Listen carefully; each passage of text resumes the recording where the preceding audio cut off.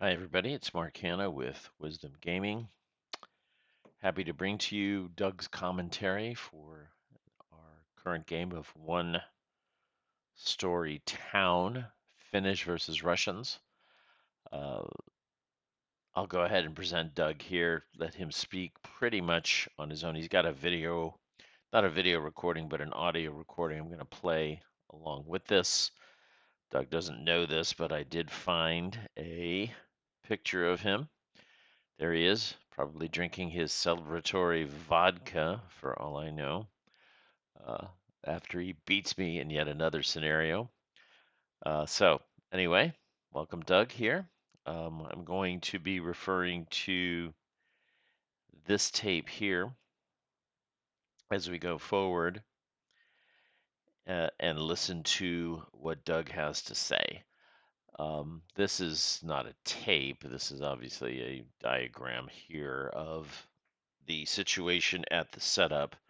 Doug has a lot of really pertinent comments that I suggest you listen to here with respect to defensive orders and defensive setups and things like that. I might interject here or there, but I'm going to try to give Doug the floor on this, get this video up here today before we proceed with our next set of game turns that is ready and waiting for us to do. So, anyway, without further ado, I bring you Doug. Okay, let's listen to Doug.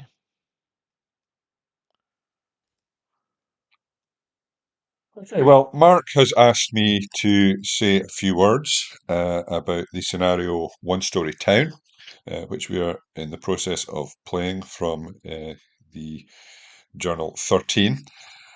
So it's one of the few times I'm going to get to have the last word when playing against Mark. So I will take the most of the opportunity. So this is a very interesting scenario. It features an extremely powerful Finnish force who are trying to capture some, no doubt, strategically vital wooden buildings in some godforsaken part of Russia near the Finnish border.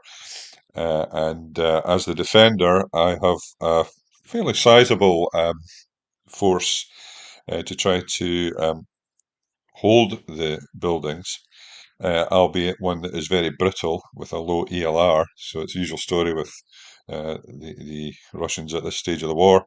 You can expect that a lot of them are going to be reduced to conscripts in short order, particularly when I'm handling them. But the real key for the Russians in this scenario is that they have reinforcements which enter on turns 3 and 5, and they're both very powerful reinforcement groups. And the beauty of it from the Russians' perspective is that the Finns do not know where they are entering from, and there are three sides of the playing area to choose from. So that is going to be a very important factor in how the scenario plays out. And essentially, it means that in the early going, the Finns are also in the attack. But once the Russians arrive with the reinforcing groups, to some extent, they may well be forced onto the defence if they have to defend buildings that they've already captured when the Russians come on to try to recapture them. So it's a really interesting scenario, and it means that both players have got a lot of decisions to make and a lot of things to consider. So, for the defensive setup, there are five buildings that are victory targets for the Finns. The most important one is down in 22F4, that's worth 2 VPs, and then there are four buildings elsewhere worth 1 VP each, and the Finns have to capture 4 VPs. So they either have to capture the big building and two others, or they have to capture all four of the other buildings. And either is a viable scenario objective for them. So, looking at the Russian setup, the geography is a little confusing in this because north doesn't point upwards in this now. North is to the right. It's So I'm going to refer to the left-hand side of the board and the right-hand side of the board because I'm always directionally challenged. So on the left-hand side of the board, there are two victory buildings. That's in 22W8 and 49K9. And the most powerful half of the Finnish force is coming on to move towards those buildings. And looking at it from a defender's perspective, there's no way that the Russians are going to hold those buildings long term. What they can do, however, is disrupt the Finnish advance, force them to spend as much time as possible capturing the buildings, and therefore, hopefully, if all else goes according to plan, leave them with insufficient time to capture the two buildings in the centre. That's in 4907 and 22P8. I think 22P8 really is the key here, and that is the one that has to be held at all costs, as far as I'm concerned. And with that in mind, I have set up no units in it whatsoever. Uh, but that doesn't mean that I don't think it's important. It just means that the Finns can't get there anytime soon. And essentially, I'm setting up the defences so that I can slow the Finns down. But I will be falling back towards that building as the battle progresses, hopefully. So on the left-hand side, whilst I know I cannot hold the two buildings there, I do have to put some sort of defence up because, as I say, the Finns have to be slowed down. And if you're looking at the opening position, you'll see that I put a couple of squads and a leader in a non-victory building at 49F9. Um, so yeah, although that isn't an objective for the Finns, I do feel that I had to put something there because what I did not want was Finns to be able to put units behind the wall running from AA10 to 49G9 because that's just such a good jumping off point to capture the two buildings on the left. So essentially, that's why those units are there. They're designed to discourage the Finns from getting easy access to the wall. I reinforced that with a concealed armoured car behind the wall in Z10. Uh, Mark didn't know this at the time, but I actually had it pointing straight ahead so that if he brought his armoured units the on the left-hand side of the board and tried to bypass along BB8, I'd be pointing straight at him, uh, as opposed to pointing across the open ground towards the W8 building, which was perhaps a more obvious way to point. Um, the armour for the Finns is a worry here because it's quite aside from the fact that they've got very powerful infantry, as the Finns almost invariably do. The armour comprises a flame-throwing tank and what I think is referred to as a land battleship, which has got machine guns coming out of its yazoo. But the flame-throwing tank is the weapon that I worry about the most in this scenario. If it manages to generate many attacks, then I think the defenders are going to be hard pushed here, and the flamethrower only has a breakdown of 11 as opposed to the more normal 10, so it's less likely to break down than other flamethrower tanks that have torched me in the past. So that's a worry, and trying to take that guy out is going to be a major priority for the Russians. And I'm going to be hoping that the armour that I have either at start or in the reinforcements will be able to do something about that. Because if I don't, I think that that tank is probably going to be a very important factor if the Finns are going to win this scenario. So, going back to the setup, I've already discussed why there's two squads up in the region of the F9 building. I set up a couple of squads in the Victory building in 22W8 with a leader skulking in the background in W9, hoping to rally any brokies. I just put one squad in K 10 and board 49, that's covering that open ground. It can shoot towards Y8 if the Finns come that way, in addition to just being a presence in the building.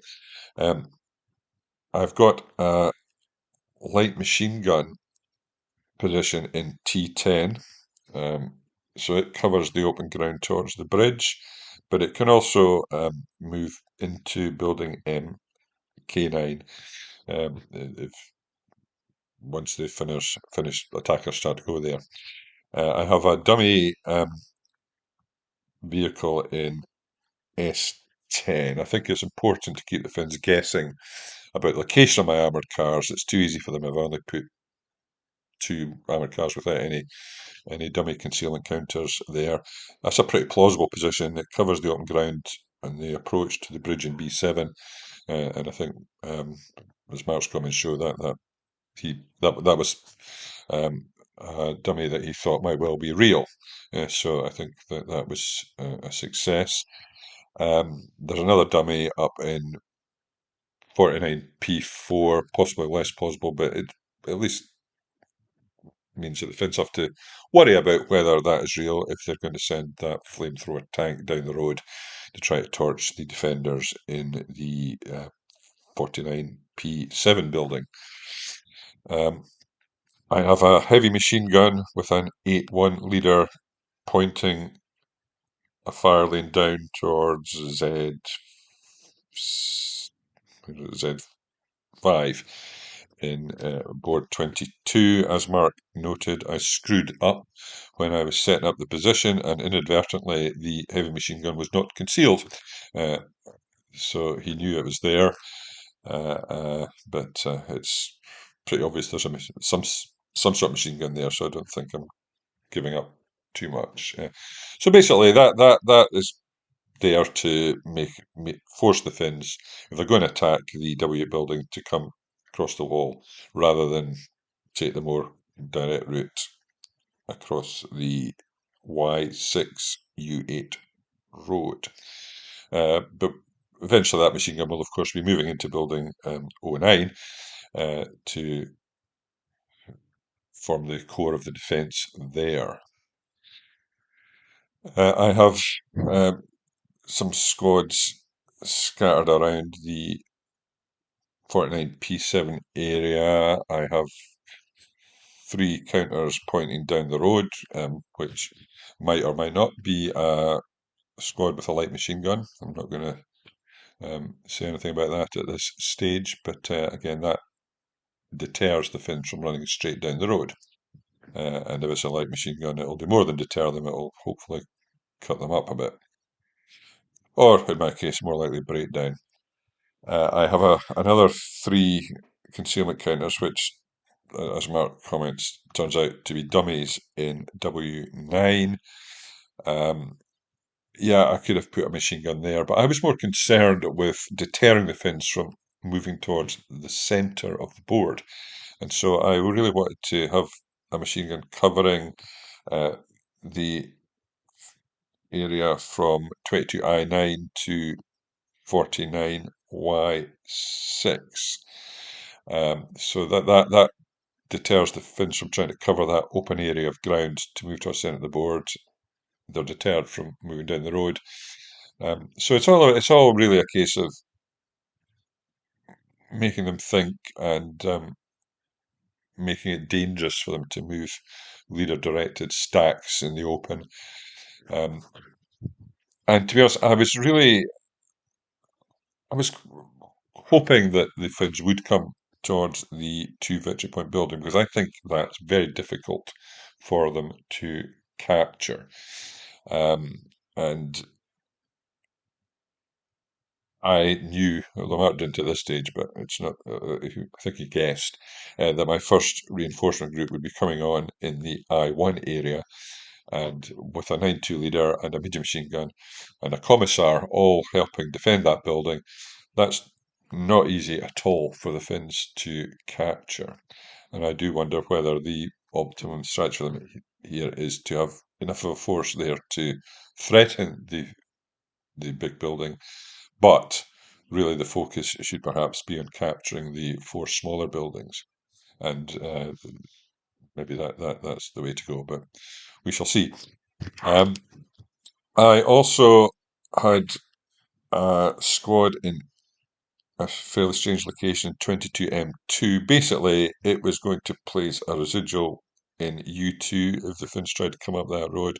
I also had a squad and light machine gun in S4, which was similarly designed to discourage the Finns from coming down that direction. Um, both can move to better locations if need be. But I did feel I wanted to have something to stop the Finns just waltzing towards the 2VP building along the bottom edge. I avoided putting any units in the A8, A8 and Z8 buildings in Board 49 because I thought they would be too easily prevented from routing if they, even when they inevitably broke. I feel Russians have to defend a little bit further back than that so that they can hopefully rout uh, once the Finnish attack starts to bite. Excuse me. So first two turns, the right hand side of the board relatively uneventful. Finns moved forward fairly cautiously, so they were obviously poised to strike towards the F4 building in the turn three. But on the left hand side of the board, there's a bit more action, and the defenders in the F9 building quickly collapsed when a leader with a demo charge uh, ran across the open ground uh, whilst ignoring the machine gun attack from my armoured car in I9. I wasn't able to stop that leader. I ended up using final protective fire for fear of the demo charge, and the whole defence position collapsed, which is not entirely surprising. But yeah, if I'd been able to break that leader, I think I might be able to hold out a bit longer there. But I never expected these guys to hold out for too long, so it's not that big a surprise. In the forthcoming turn, I think the armoured car in I9 is probably doomed. Marks managed to gain wall advantage in H9 with one of his anti-tank rifles, so I suspect that the crew of that armoured car is not long for this world, and I'm going to have to decide what I'm going to do about the squad that is in the same X in the forthcoming turn. So, yeah, it's early days. The Finns are making good progress on the left-hand side of the board. Um, they're getting ready to jump off on the right-hand side of the board, and it'll be interesting to see how things develop in the next turn. Okay, thanks, Doug. Really well thought out analysis. You can see how Doug thinks two or three turns ahead, even more than that, two or three phases ahead. I would say he's a much better defender than I am. Uh, for example, we did have a discussion over here. I was thinking, why didn't he put, I guess he did put something here, but why didn't he put the medium machine gun here instead of here where he did put it? Um, his thinking was, and he's probably right, because I don't always think carefully about, especially Soviet weaponry. You know, once you break and run, it's left where it is. If you think like me as a German attacker, you know, you're carrying your medium machine guns with you everywhere you go. So, probably much more suited for him to use that machine gun down here as he did do in this building here to interdict me laterally. Okay. I was trying to punch through. You've already seen this in the previous one, but I was just trying to punch through to show where my stuff went to, but basically, um, he tried to shoot at me here to take out this guy coming into CC. Failed, and I think what happened later is he mentioned I had an ATR guy advance and take wall advantage right next to his tank. So those are his comments. Thanks, Doug. Really well done. Um, and perhaps I can get you on video next time. So thanks a lot, Doug. And I'm ready to send this one up. And then Doug and I are playing here today, and I've got a couple videos left then to put forward to you. One important note that he mentioned, he was the flame throwing tank. And there's no doubt, as he said, that this is really crucial for the attack. It's the primary method I have to bring firepower to bear. I don't have any killer stack groups. I mean, I can bring up some 838s over here. They can do some decent attacks at 16 firepower adjacent. These guys are on this side over here, the 838 stuff. But I don't have any machine guns for long range blasting. We all like to have those fire groups. I have to rely on this and the land battleship tank to do quite a bit. And so they are going to be doing quite a bit, as you soon see um, in the upcoming things, but he's going to be trying to deal with it.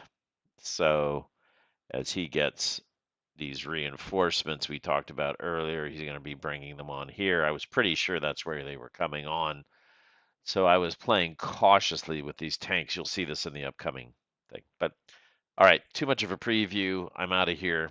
Thanks for listening, watching, like this. If you like it, you can hear hopefully that the audio is a lot better this time, and I do apologize for it last time. That was not well received, and I don't blame you for giving me a couple of downvotes on that one over there. So thank you for watching. Please like and subscribe. Try to continuously process, improve to keep the quality going up. Thank you.